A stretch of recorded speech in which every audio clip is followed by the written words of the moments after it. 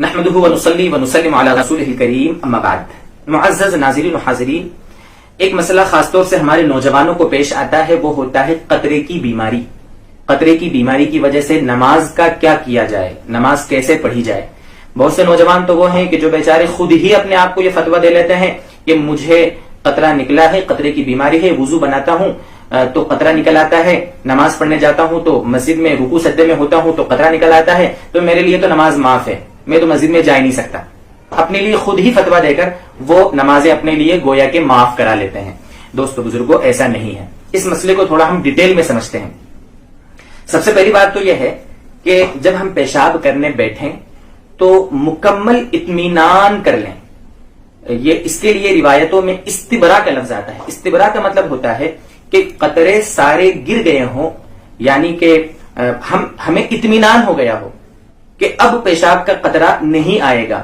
اس طرح ہم استنجا خانے میں مکمل اطمینان کر لیں، ڈھیلا استعمال کر لیں، ٹیشو پیپر استعمال کر لیں، اس کے بعد پانی سے دھو لیں. اس طرح مکمل جب ہمیں اطمینان ہو جاوے اس کے بعد ہم وہاں سے اٹھیں. اور اگر ابھی بھی شبہ ہے تو وہیں پر ہم تھوڑا ایک دو مرتبہ اٹھ بیٹھ لگا لیں یا کھکار لیں. کوئی بھی تدبیر ایسی کریں کہ اندر کوئی بھی قطرہ نہ رہے، مکمل اطمینان کریں. چاہے اس کے لیے ہمیں 4 منٹ 5 منٹ 8 منٹ ہی کیوں نہ لگ جائیں، مسجد میں تھوڑا جلدی پہنچ جائیں اور یہ کام پورا اطمینان سے کریں.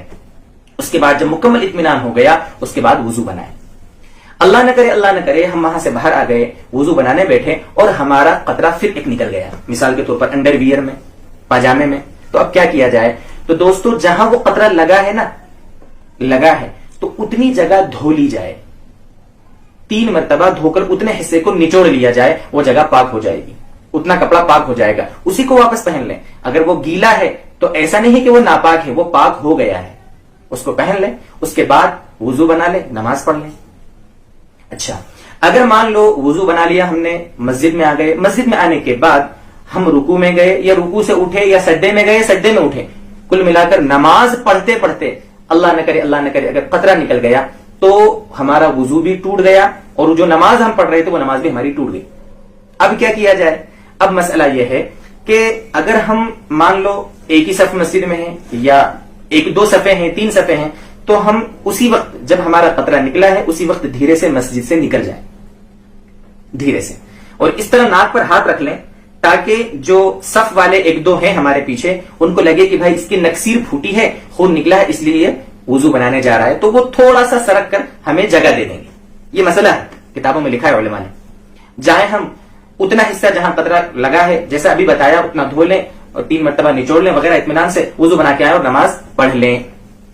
اور بائی دا وے ہو سکتا ہے جمعے کی نماز میں ہم تھے، اگلی صفوں میں پیچھے پوری مسجد فل ہے، یا اور کوئی نماز ایسی ہے، ایسی مسجد میں ہم ہیں کہ پیچھے ساری صفیں فل ہے. اب کیا کیا جائے؟ سب کو چیر کر جانا پیچھے تو بڑا مسئلہ ہو جائے گا. تو اب ہم کیا کریں؟ ہماری نماز تو وہیں ٹوٹ گئی قطرہ نکلتے ہی. اب ہم جہاں نماز پڑھ رہے تھے اسی جگہ پر بیٹھ جائیں.